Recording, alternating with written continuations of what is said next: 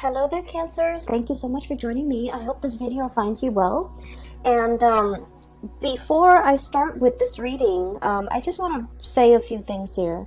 I feel like the main energy for this month, we do have a Mercury retrograde that started on the 18th of February, and it's going to continue, especially through the first week of this month. And so what Mercury retrograde does for you guys, and I'm seeing it here in this spread, is that it's going to make you walk down memory lane, okay? Not physically, but I feel like emotionally. It's going to drag up a few things from your past that you might not have reconciled with. And it's going to, I guess, like trigger some of those events, some of those circumstances in the past that you felt like things could have, taken a different turn. Things could have turned out in a different way. Things could have been different. Okay, so you're going to go through, especially the first week, through this period of it's a slump. Okay, it's a walk down memory lane. It's going to evoke some of those feelings that might not be completely pleasant. Okay, so I guess the challenge for you guys for this month is to kind of come to terms with them. And if it makes you uncomfortable thinking about it, just ask yourself, why is it making me uncomfortable? Why am I suppressing it? Why am I not I guess why am I not able to release it? Why does it make me feel comfortable every time it comes up? Okay, so I feel like you have some murky waters that you need to kind of plug up your nose and just kind of brace for impact and just walk through. And once you go through that process of emotional purging, you're going to realize that, you know what, they're just thoughts, they're just words, they're just events in the past. They can't really hurt me anymore. The whole concept about discomfort is coming through. Discomfort, displacement, no longer being in an environment where you feel familiar, where you feel safe. Not that it's you're unsafe in a physical way, but it's sort of like you have changes that are brewing, you have changes that are coming. And so you kind of need to kind of purge this emotional past so that you can kind of move on and meet and face your future head on. Does that make sense? So the whole concept about discomfort comes up, and it's every time there's a thought, every time there's a situation, every time you think about a person, and if it triggers you in a way where you feel uncomfortable, you kind of need to ask yourself, why does it make me feel so uncomfortable? Does it reveal a weakness within me that I need to be aware of? Okay, because I do see that coming through. Does it reveal an aspect of myself that I might not have been made aware of?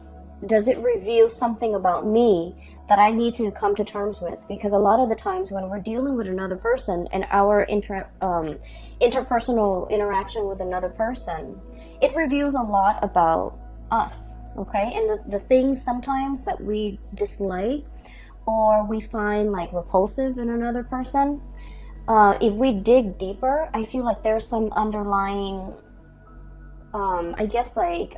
similarities between that person and us that we want to kind of purge from ourselves, okay? And that's why these are trigger points. And so realizing, why does that person make me feel so uncomfortable? Why was that situation so uncomfortable for me to think about? Will really help you. It's like you have an aversion for something, you don't want to think about it, but actually thinking about it, sorting through your feelings, sorting through how you feel about this situation, and what within you is being, I guess, triggered or poked at or prodded at.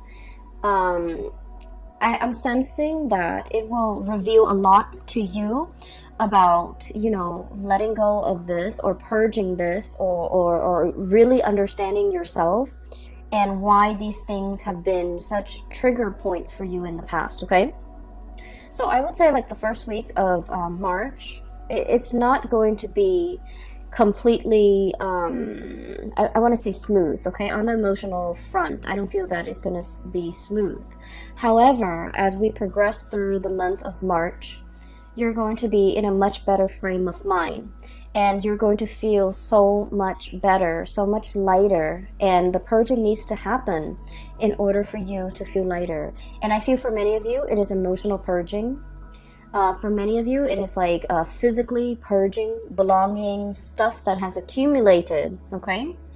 Ways of dealing with people, or even like unhealthy coping habits that you've been resorting to as well. So I do feel like there's a lot here to be said about growth, about self-awareness, about really understanding yourself and realizing where your strengths and your weaknesses lie, so that you can work to fortify your weaknesses and you can work to enhance your strength. Okay, so it's all about self-care, it's all about self-awareness, it's all about, you know, grooming the self in preparation for all the really wonderful good things that you have coming for you. So the way that I look at this reading, it seems like this, okay? Honestly, everything that is over here is phenomenal, okay? We do have these two cards that they're coming out very early on in the spread, so I feel like their energy can feel a little bit heavy. So these are emotionally heavy cards. And then if you can, you know, find yourself kind of like bouncing above this or overcoming this, everything here looks very promising. All right. When I was shuffling out this spread for you, I saw an image, and it looks to me like a gas station back in the 60s, 70s. So I see this young man, he's driving like an Oldsmobile, like it's a really, really old car, but he painted it red, and you know, he takes really good care of it. He's giving it like premium grade gasoline, and he's very young too, so he looks like he's about 20, and he's wearing like just a it's not super clean, but just a white simple shirt, and he's wearing like, you know, pants and suspenders. He's got a little hat on. So he's like polishing the car, he's putting gas in it, and it's like, it's very shiny, it's shimmering.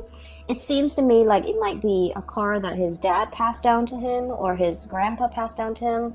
But either way, I feel like, you know, for someone who's so young, he has such a beautiful car, it seems like it's passed down to him.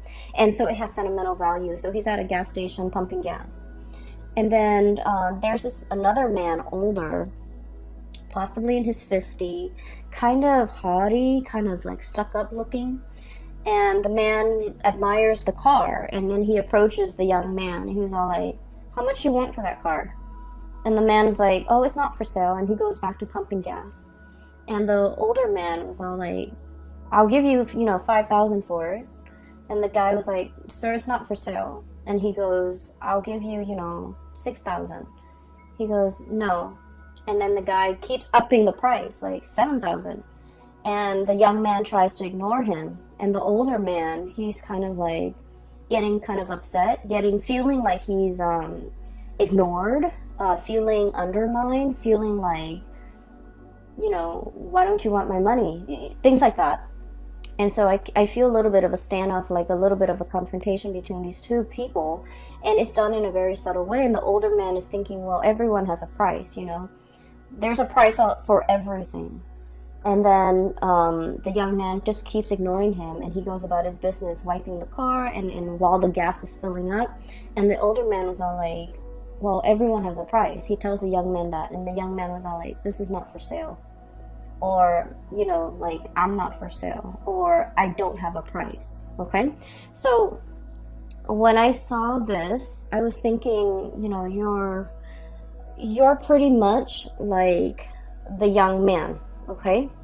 And the mentality here is that, you know, there's a situation that you're not really compromising on, okay? So it could be like a negotiation, a bartering process where somebody is trying to get the best deal. And I feel like you're very fixed about what you will or will not compromise on. And you're very fixed about what you will or will not tolerate, or you're very fixed about where you stand, okay? It's like, I will not budge from this position. So it's very much about defending your territory, not letting people walk all over you. But at the same time, the underlying message here is you're staying true to yourself, and you're realizing there are some things that money really can't buy, okay? And so when I saw that theme, I feel like the energy is played out in both of these cards. So first of all, we have here the Ten of Swords and the Seven of Pentacles. And let me talk about these two cards in tandem, because I feel like for many of you, you're going through this very reflective, introspective mode, and you're trying to, you're looking at events from the past. You're looking at everything that you have done, okay? He's got a broom in his hand. Little red broom right there, and it's like cleanup, okay? Major cleanup, major repairs, major like overhaul, okay? Like I feel like it's cleaning up the pieces of your life, cleaning up a situation that has gone astray, cleaning up a situation that has gone awry, cleaning up after a potentially like an aftermath of some event that was not completely desirable, okay? Cleanup is messy. Cleanup is, no one wants to do it, honestly.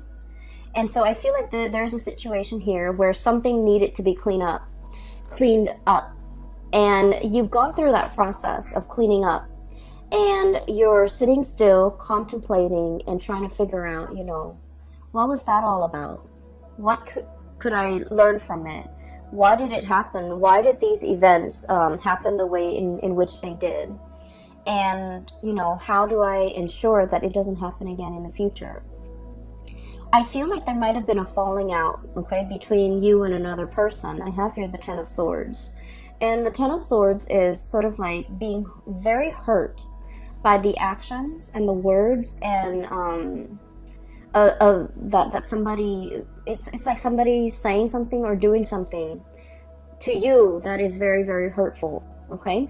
And with the Ten of Swords, it's like, whoever that's launching the swords, they had 10 tries and they hit the target every single time. So it feels like it's very personal. It feels like very directed. And it feels like, I feel like somebody really hurt you. Somebody might have said things that really triggered you. Somebody might have aimed for your weak spot. Somebody might have, kind of like hit below the belt or targeted you in a way where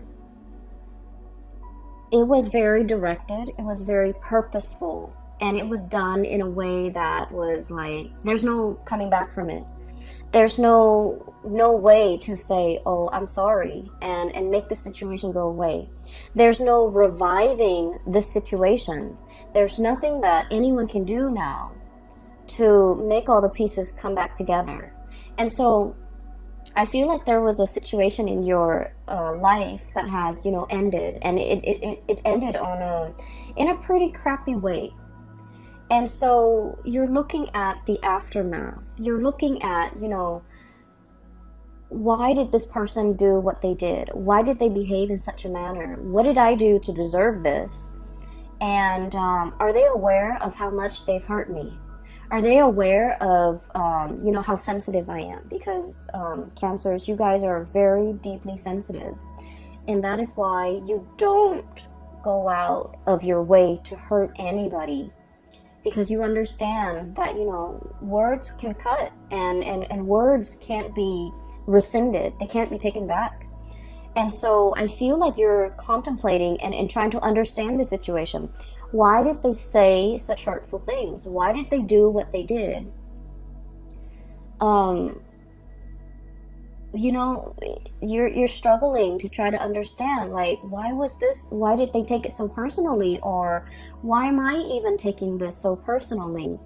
And what you have to understand, though, is I feel like, there was a situation here where somebody's ego was at stake.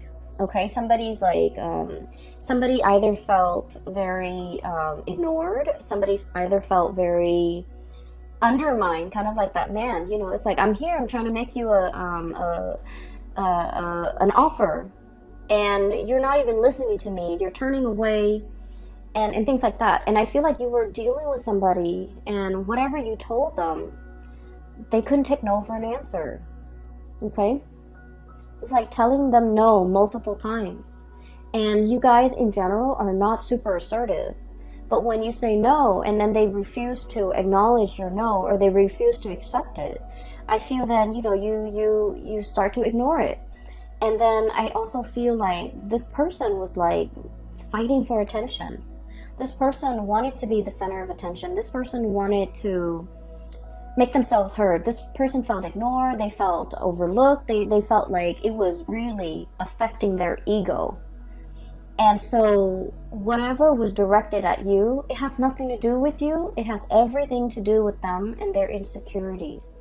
Okay? Not being able to hold their own, not being able to, talk to you like an adult, not being able to kind of approach you in a serious manner and in the spirit of, resolving things rather than just blindly attacking you. So I feel like there is a situation here.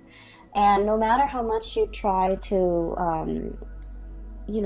kind of like go over the events in your head, I feel like there wasn't another way that there wasn't another outcome that could have come out of this.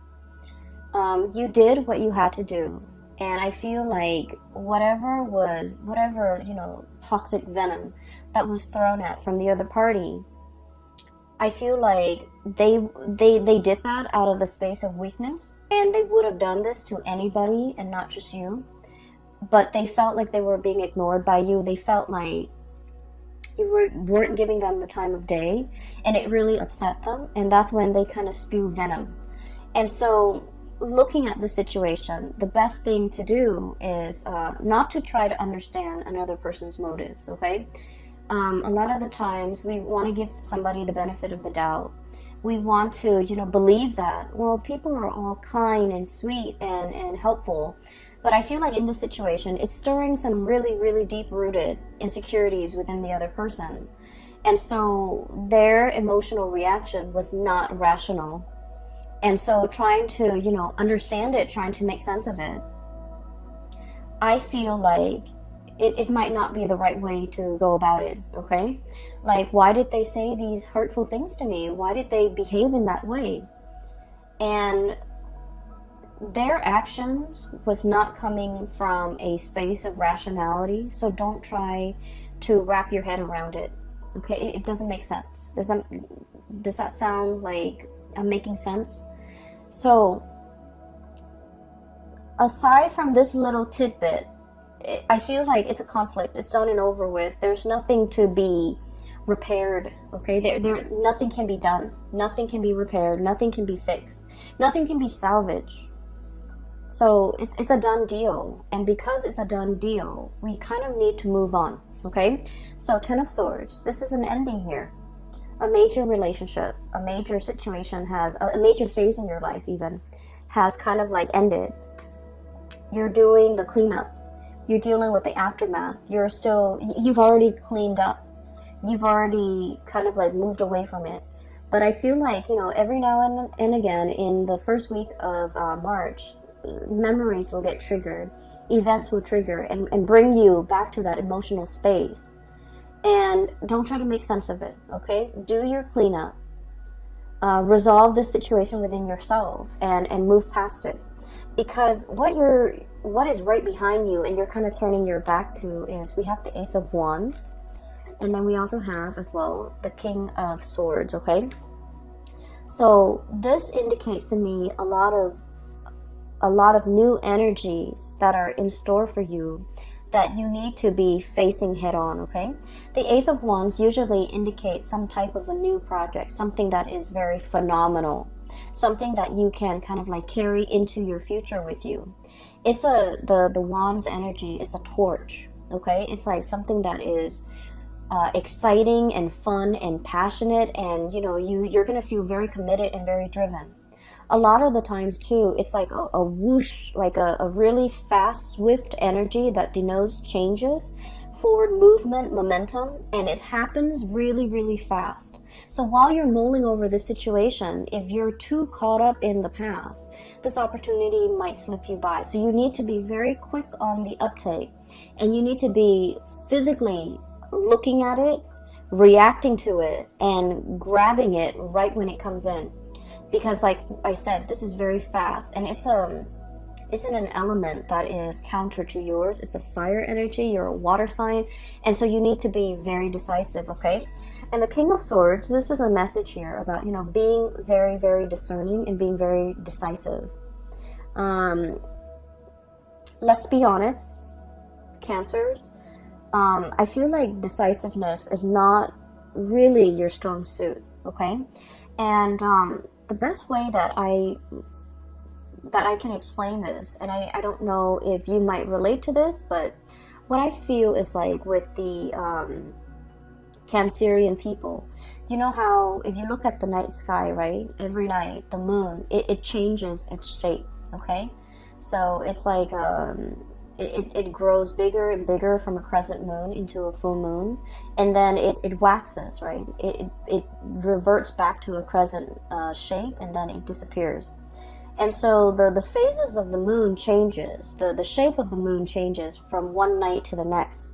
And I feel like with Cancerian people, you know, you're ruled by the moon. That's your ruling planet.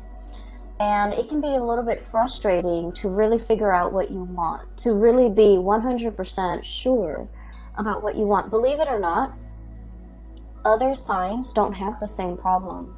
They're very decisive. They know with every fiber in their being what they want to do, what they want to say yes to, what they want to accept. But I feel like for you guys, figuring out that 100% certainty has been like an uphill battle. And I feel like even when you really want something, you're never 100% sure. And I feel like from one day to the next, you know, your feelings, your emotions, your sense of decisiveness, it fluctuates. And so there might have been like a lot of opportunities where you're kind of like mulling things over, and then before you know it, the opportunity slips you by. And there might have been times where you're just kind of like thinking about all the missed opportunities, all the things that slip you by while you were waiting to make a decision. And so the message here is life is accelerating. It's not going to stop. And life is not going to put itself on hold on account of any human being, on account of a mortal. Life happens. We need to roll with the punches. And so taking the time to mull things over is definitely, you know, something that everyone should do. However, I feel like there has been missed opportunities, multiple missed opportunities. While life was throwing you curveballs, while you were distracted with other things, I felt like the more important things really slipped away. And so for the month of March, we are reminded here with the King of Swords, this is the energy about being decisive. This is sort of like looking at the past and just realizing, you know what, that doesn't serve me any purpose, wallowing in self-pity, I'm going to cut that off. And using that sword of truth here and slicing that out. And then looking towards the future, here's a good opportunity for me that will make me tremendously happy. Queen of Cups, look how ecstatic she is. This is kind of like finding that space of perfect equilibrium where you're feeling very emotionally hopeful and happy and satiated, and you have all your needs met. So I feel like there's something coming through that has a lot of potential that will make you really, really happy. And this is where your energy, your frame of mind should be focused. And so you have to be aware of the tendency to kind of like wallow in this situation and then moving away from that, recognizing when it happens. Recognizing the heaviness associated with it, so that whenever that heaviness creeps in and you start to feel it in your being, right, you want to shake it off and move yourself here. Okay, so this is all about knowing ourselves really well, knowing what how we feel, knowing what's not good for us, knowing what we need to move away from, and knowing what we need to kind of like embrace and focus on, and you know, focus our energy and our resources on, because there's a lot of room for growth. Okay, so the Empress is all about that, being really in charge and secure within yourself. The Empress is about abundance, it's about creation, and it's also about like, it's somebody who's very nurturing, very caring. And whenever I think of a Cancerian person, I think of the Empress, because the Cancerian person, they will invite, you know, guests to their home. They will feed their guests. They will make sure everyone is comfortable, everyone's happy, everyone is thoroughly fed. And it's like being very gracious, being a really good hostess, but really caring about another person's well-being, really caring that the person has enough to eat, really caring that the person is, you know, not suffering from the cold and the heat or the chills of the elements. So I feel like there's a lot of opportunities here where you are in charge. You're going to be either taking care of people or, you know, making sure that people are well taken care of. And so I feel like there's some project here that are in the works for you that will make you really happy. It's kind of like right up your alley, and it speaks to it will require you to tap into all the skills that you're very proud of within yourself. You know, being a good caretaker, being of service to other people, being in an environment where you can, you know, make a situation better for a group of people, for humanity in some way. So I feel like it's not ego driven. It's a position or a situation where you can put all your skills to good use, and this is where your energy needs to be focused. Okay. You have two aces here. Oops, sorry. You have the Ace of Wands, which is new projects. Okay, something that's coming in very, very fast, very, very fast, and it's catching you unawares, I'm feeling. And then we have as well the Ace of Swords and two aces. And the Ace of Swords is about being decisive. It's about figuring out what you want. It's about being clear with yourself about what you want. It's about being decisive and not waffling back and forth. And then telling yourself, you know, I just feel like one day you're just like very gung-ho about it. You're very like much on board. And then the next day, the self-doubt creeps in. What if this? What if that? And so I just feel like you can be 100% decisive one day, and then the next day you're kind of waffling back and forth. And so this is pretty much, you know, telling yourself, choose something and commit to that course of action until that course of action has run dry.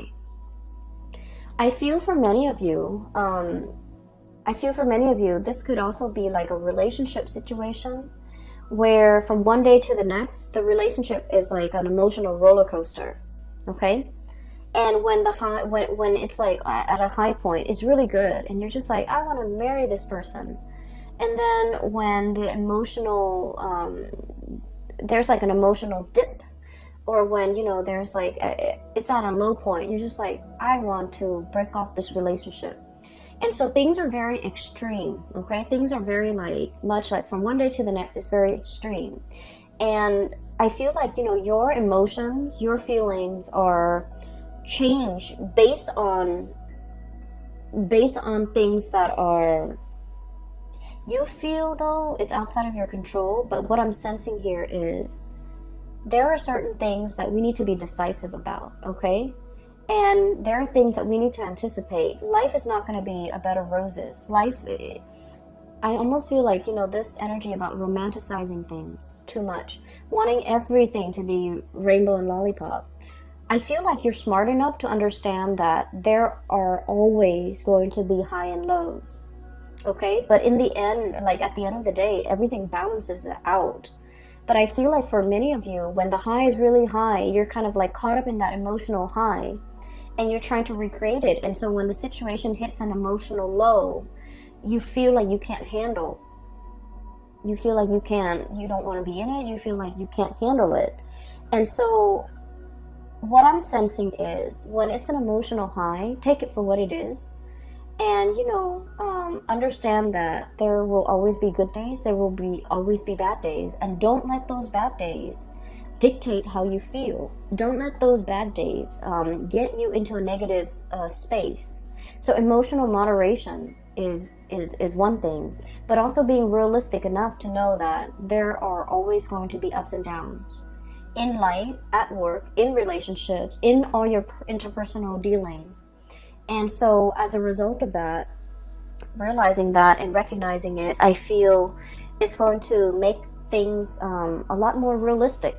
okay, a lot more manageable, so that your emotional state is not rattled every single time, okay? So it's like, don't measure a situation based on all the emotional highs and lows, because the way you measure something, it's gonna fall somewhere in between, okay?